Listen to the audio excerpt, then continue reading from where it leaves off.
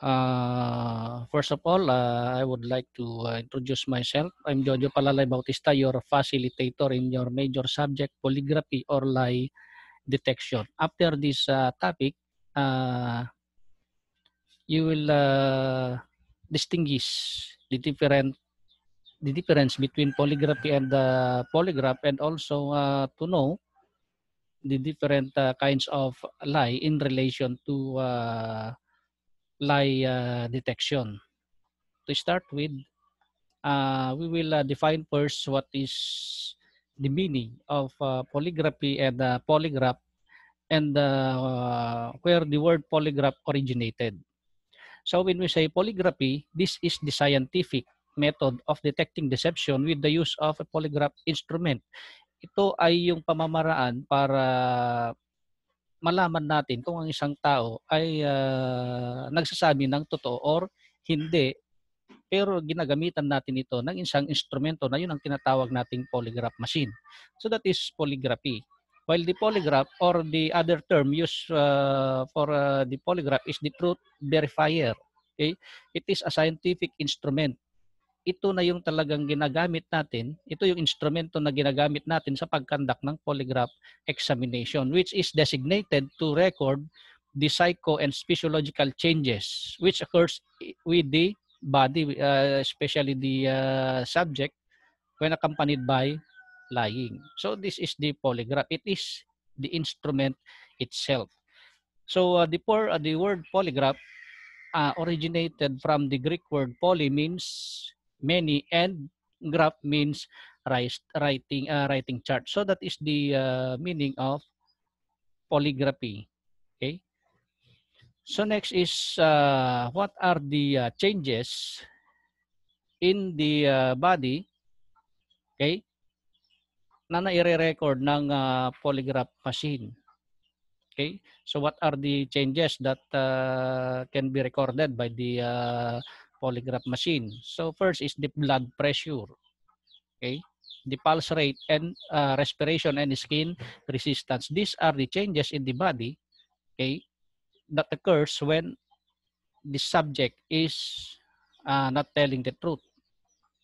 Okay, yung blood pressure natin tumataas, bumibilis yung pulse rate, yung paghinga natin medyo bumibilis din, at yung skin resistance kasi kung tayo nagsisinungaling, kung minsan tayo ay pinapawisan. These are the physiological responses that occurs in the body of a person. Okay? So next is the concepts of polygraph examination. What are the concepts? First, polygraph examination is used to test an individual for the purpose of detecting deception or verifying the truthfulness of statement. So ginagamit ang polygraph examination, okay, na ang purpose nito is to yung detect, alamin natin kung kung isang tao ay nagsisinungaling or nagsasabi ng katotohanan. Next is, it is done by recording identifiable physiological reaction. Okay, bakit it is done by recording? Kasi gumagamit tayo ng polygraph instrument. Okay, yung polygraph instrument na yan, meron siyang blood pressure cuff. Okay, meron siyang part na nakakapag-record ng pulse rate, and also the respiration, the pneumograph 1 and pneumograph 2, and also the skin resistance, which is ang part ng polygraph instrument is the galvanograph. Okay, and the other one is the effectiveness of the polygraph in recording symptoms of deception is based on the theory that a conscious mental effort on the part of a normal person to deceive causes involuntary physiological changes. What are these involuntary physiological changes? Ito yung mga hindi natin na napipigilan. Okay? For example, ang pagpawis natin, hindi mo kayang pigilan yan. Okay? Ang pulse rate, hindi mo kayang pigilan yan. And also the blood pressure. Ito yung mga reaction, okay, ng katawan natin kapag tayo ay nagsisinungaling. Tumataas lahat ng mga yan. So what are the objectives of a polygraph examination? First, obtain additional investigation that leads to the facts of the case or offenses. Okay, ginagamit lang polygraph examination to obtain or makakuha lang ng some information, karagdagang impormasyon, okay, para sa pagresolba ng isang kaso. Another one is ascertain if a person is telling the truth. Ano ba yung ascertain? Okay, to clarify. alamin kung ang isang tao nagsasabi ng totoo. Okay? Locate the fruits or tools of the crime and whereabouts of wanted person by the use of polygraph examination. Pwede nating malaman kung nasaan yung mga wanted person, okay? Where the evidences, kung saan nila nilagay yung mga ginamit sa isang krimen. And next is identify other persons involved para alamin kung sino pa yung mga kasamahang sa paggawa ng krimen. And obtain valuable information from reluctant witnesses. Makakuha tayo ng other information pag sino yung sa mga nag-aatubiling mga witnesses, pwede tayong makakuha ng some information. And eliminate the innocent suspects. Para ano yung eliminate? Para matanggal natin yung mga inosenteng suspect natin. Okay? So the principal uses of polygraph examination, okay, polygraph examination is used as an aid only in criminal incident and issues. Okay? Ginagamit lang ito na tulong sa pag-resolba ng isang kaso. But the result of polygraph examination cannot be used or it is not admissible as evidence in the court. Another use of polygraph examination is to speeds up the process of investigation. Pinapabilis niya ang pagproseso ng investigation. Okay? Bakit? Kasi ang alam ng tao na yung polygraph machine ay nagsasabi ng katotohanan. Well, in fact, it is not true na nagsasabi ng katotohanan. It only records the physiological responses of the body. Okay? And the one who is na magsasabi ng kung isang tayo nagsisinungaling is the polygraph examiner. Okay? Another one is eliminates innocent suspects. Okay? Pre-employment screening, ginagamit din yung polygraph examination sa pre-employment or sa trabaho. For example, is meron kang merong nag-apply sa company ninyo at alamin mo kung nagsasabi siya ng katotohanan or hindi, pwede kayong mag-conduct ng polygraph examination for pre-employment screening, especially sa mga malalaking company. And also the honesty test or the periodic test. Okay, pwede natin gawin ito para malaman natin kung yung mga empleyado ba natin ay sa atin pa rin or baka meron ng ginagawang iba sa company. That is honesty test. Alamin mo kung pabor pa rin sa'yo yung empleyado o hindi na o baka may sama ng loob sa'yo. That is honesty test. Ginagamit ito sa mga malalaking company. And there are some terms to ponder o yung dapat nating tandaan dito sa polygraphy or lie detection. First is the lying. When we say lying, ito yung hindi pagsasabi ng totoo. Okay? It is the uttering or conveying of falsehood or creating false or misleading information with intent. Okay, that is the lying. Intentionally false statement. Okay? Detection. Okay? From the word detect, ito yung sa the act of detecting or discovering, okay, perceiving or finding or uncovering something, parang sa intelligence. Okay? And fear, this is the emotional response to specific danger. Ano ba yung sabihin man nating matapang tayo na tao, pag nakakita tayo ng malaking ahas, ay magkakaroon pa rin tayo ng takot. Ito yung hindi kayang pigilan ng defensive power ng isang tao. Okay? Kahit na sinasabi mong matapang ka, pero yung nararamdaman mo, takot na takot. Okay? So what is what we call the stimulus? Okay? A force of emotion reaching the organism to excite the receptor. Okay? For example is, yung pag sinabi mong stimulus, ito yung pinapasigla tayo. Okay? Tumawag yung boyfriend mo, okay, narinig mo lang na pupunta sa inyo, na-excite ka na, that is the stimulus. Okay? Another one is deception, the act of deceiving or misleading. Ito panloloko, pagkukunwari, accompanied by lying. Another one is response. When we say response, any activity or division of previous activity of an organism as an effector, organ, a part of organism resulting from stimulation. For example, okay, umuwi ka sa bahay ninyo. Okay? Si nanay mo nagagalit.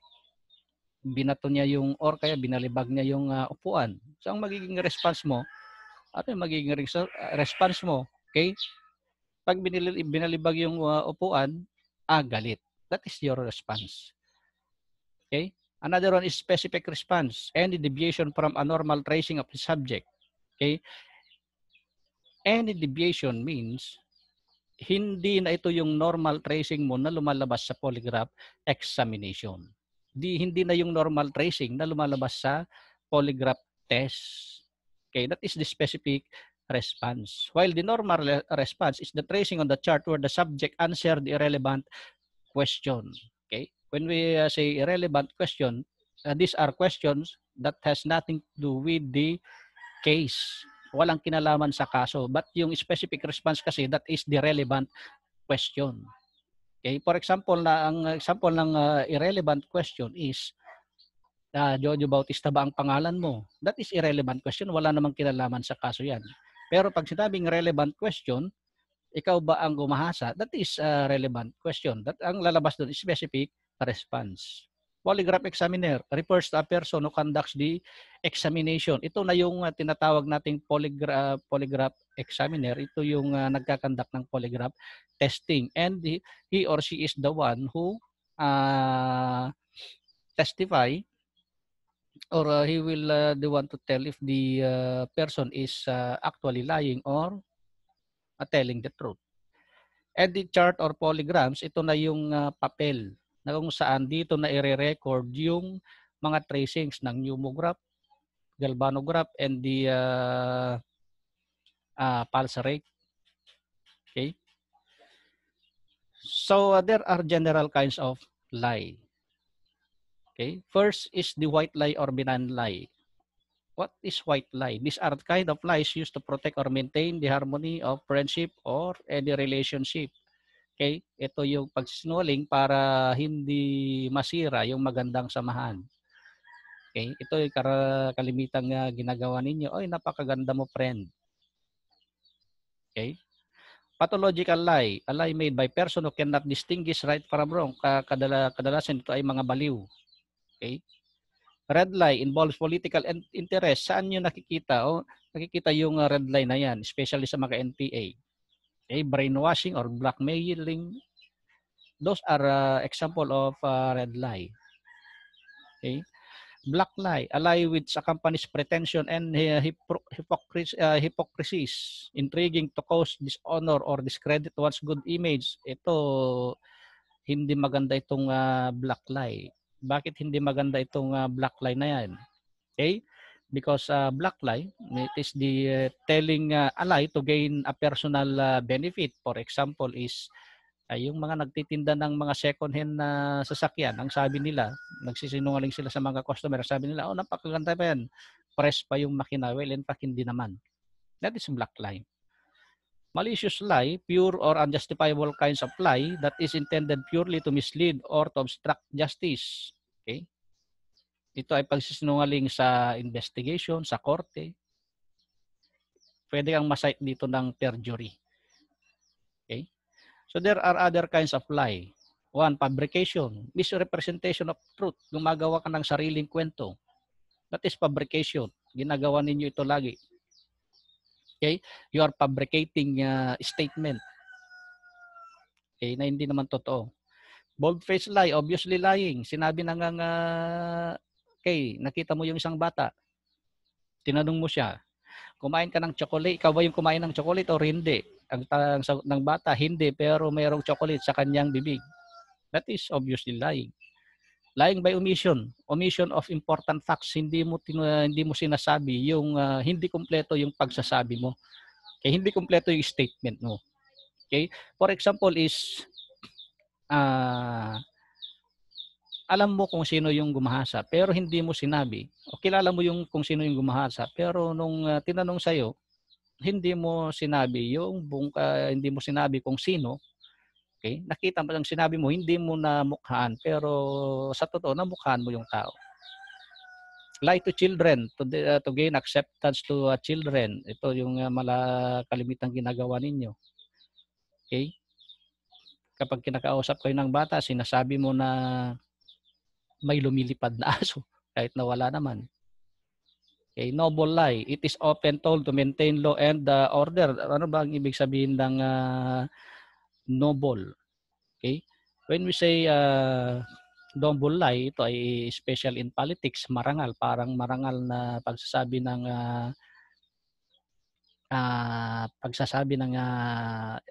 statement. Kaya ano yung mga sinasabi ng mga politiko, especially pag malapit ng eleksyon.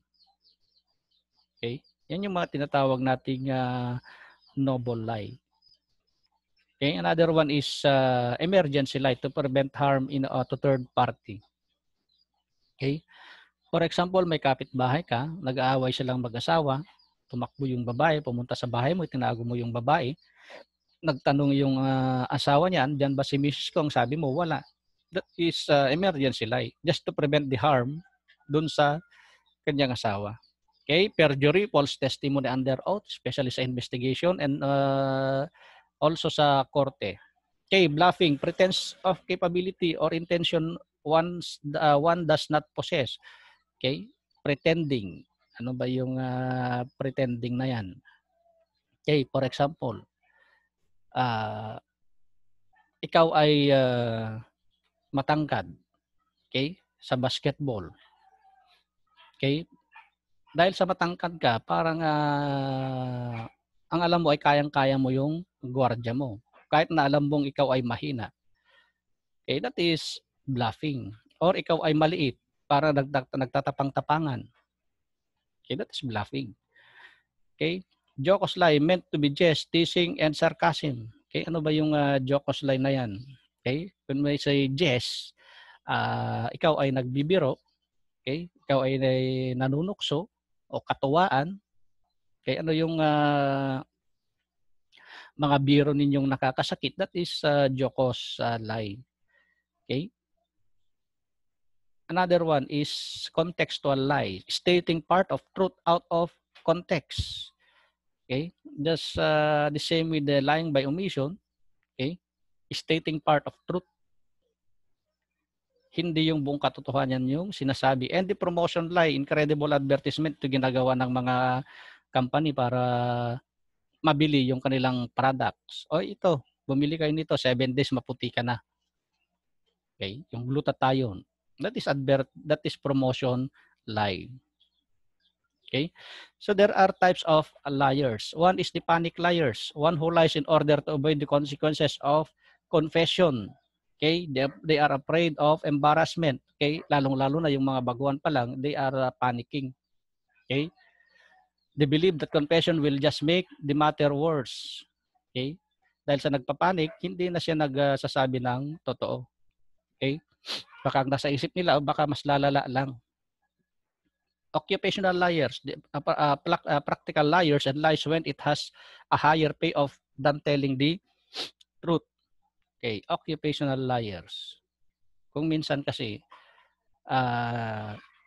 tayo ay nagsisinungaling, okay, ano ba yung higher payoff than telling the truth?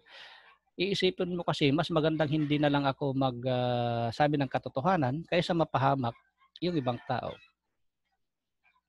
Okay, tournament liars. What are what we call tournament liars? These are the persons who love to lie. Okay? Or being excited by the challenge of not being detected. Ito yung parang sige nga, tingnan nga natin kung talagang madedetect mo kung ako ay nagsisinungaling. Ito ay parang nakikipagpaligsahan. For example, the investigator and the suspect, kaya subukan ko nga kung talagang malalaman nilang nagsisinungaling. That is a tournament liar. Psychopathic liars, the most difficult type. These persons have no conscience and shows no regret for dishonesty. Ito yung mga pusakal na sinungaling. Okay? Walang konsensya. Okay? The other one is ethnological liars. Those are who taught not to be a squealer. Sino ba yung mga squealer sa inyo? Okay? Yung mga chismoso at chismosa kapag nakatalikod. Okay? Pathological liars are persons who cannot distinguish right from wrong. Ito na yung mga baliw. baliw na tao. Okay? Pero kung minsan, bakit nakalagay diyan? They are insane. Okay. Pag nakakita ka ng tao, hindi mo alam na baliw. Okay, nagtanong ka kung saan yung lugar na pupuntahan mo pero hindi niya masabi-sabi kasi hindi mo nga siya alam na baliw. Okay? Next is black liars. Person who always pretend what he is and what he thinks of himself. Ito na yung kanina, yung black lies just to gain personal benefit. That is black liars. Okay? Ito yung mga para lang makakuha ng pansariling benefit. Okay? So this deceiver tries to gain something at the cost of the deceive or the telling to gain a personal benefit. Yung example nga kanina, yung mga nagbebenta ng second hand na sasakyan, okay? Tinatanong, maganda ba yung makina nito? Ang sagot ng yung dealer, yes, maganda yan sir. Press pa yung makina. Hindi naman press yung makina. Para lang makapagbenta, that is black lies or black liar. Okay? So that ends our topic. And I hope that you will gain some knowledge in the introduction to polygraphy. Okay, so I will send you later the other discussion and good luck and thank you.